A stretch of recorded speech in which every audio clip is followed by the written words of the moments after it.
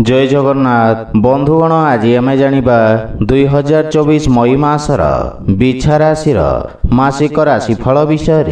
एही मासिक राशिफल ग्रहंक स्थिति और चलन को नहीं आधारित एवं ग्रहंक स्थिति और चलन आम जीवन रे बहुत प्रभाव पकई थाए, जहा फल रे आम जीवन रे केबे सुख आसी थाए तो केबे दुख आसी थाए। सेथि पई ग्रहंक स्थिति और चलन को नहीं आमे पारिवारिक जीवन, वैवाहिक जीवन, आर्थिक स्थिति, शिक्षा, व्यवसाय एवं स्वास्थ्य विषय रे संपूर्ण विश्लेषण करी कहिबो। सेथि पई वीडियो को शेष पर्यंत देखंतु और जो माने आम चैनल को नुआ करी आछंती तळे थिबा लाल रंगर सब्सक्राइब बटन को दबाई आम चैनल को सब्सक्राइब करंतु और पाखरे थिबा घंटी बटन को दबाई ऑल रे सिलेक्ट करंतु, काहेकि ना आमे अपलोड करिथिबा प्रत्येक वीडियो रो नोटिफिकेशन आपण सर्वप्रथमे पाई परिबे।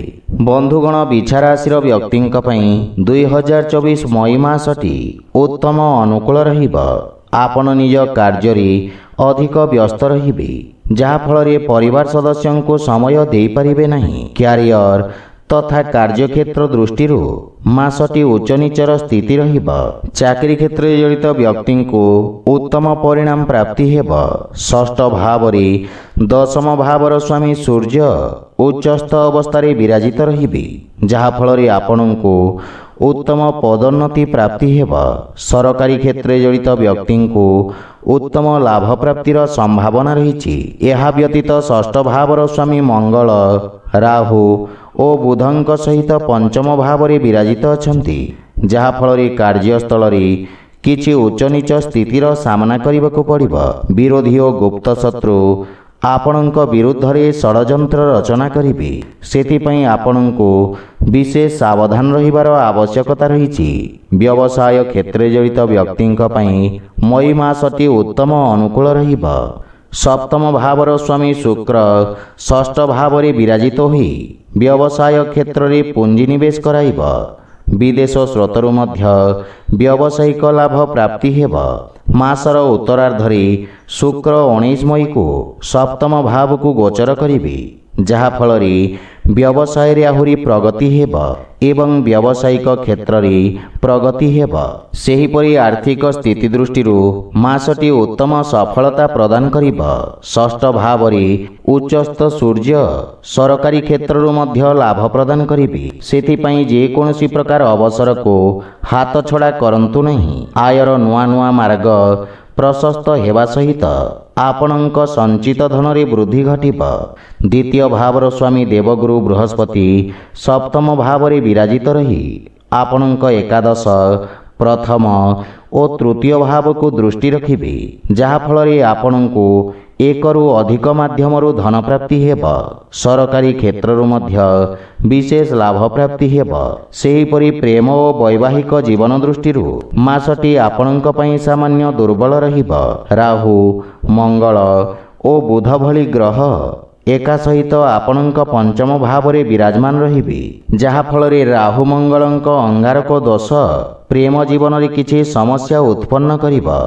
परस्पर मध्य मनोमालिन्य और वाद विवादर संभावना रही। प्रेमीक स्वभाव रे क्रोधर अधिकता रहिब, किंतु विवाहित व्यक्ति मानक पई मासटी उत्तम अनुकूल रहिबार संभावना रही। देवगुरु बृहस्पति सप्तम भाव रे विराजित रहिबे, जहा फल रे आपण जीवन साथीक सहयोगरु उत्तम निर्णय नहीं पारिबे।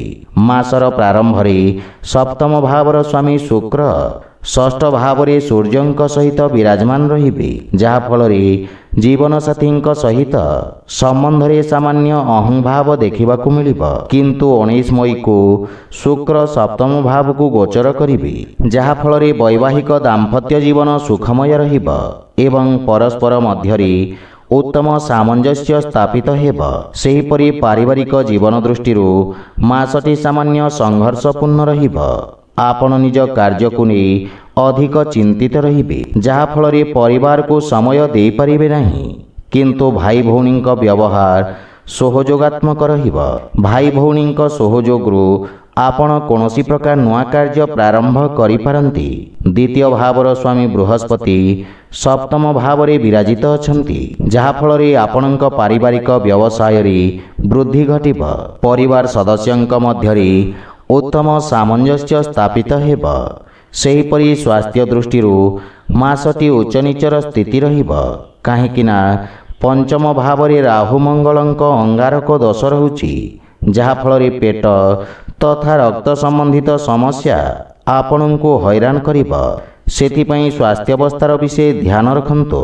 ଆପଣଙ୍କ ପାଇଁ ପ୍ରତିକାର ହେଲା ଆପଣ ପ୍ରତ୍ୟହ ବଜରଙ୍ଗବଲୀଙ୍କ ପୂଜାର୍ଚ୍ଚନା କରି ବଜରଙ୍ଗ ବାଣ ପାଠ କରନ୍ତୁ, ଶୁଭଫଳ ପାଇବେ। ତ ବନ୍ଧୁଗଣ, ଏହା ଥିଲା 2024 ମଇ ମାସର ବିଛା ରାଶିର ମାସିକ ରାଶିଫଳ ବିଷୟରେ। ଯଦି ଭିଡ଼ିଓଟି ଆପଣମାନଙ୍କୁ ଭଲ ଲାଗିଥାଏ, ଲାଇକ୍ ସେୟାର ଓ କମେଣ୍ଟ କରି ଜଣାନ୍ତୁ ଏବଂ ଆମ ଚ୍ୟାନେଲକୁ ସବସ୍କ୍ରାଇବ୍ କରନ୍ତୁ।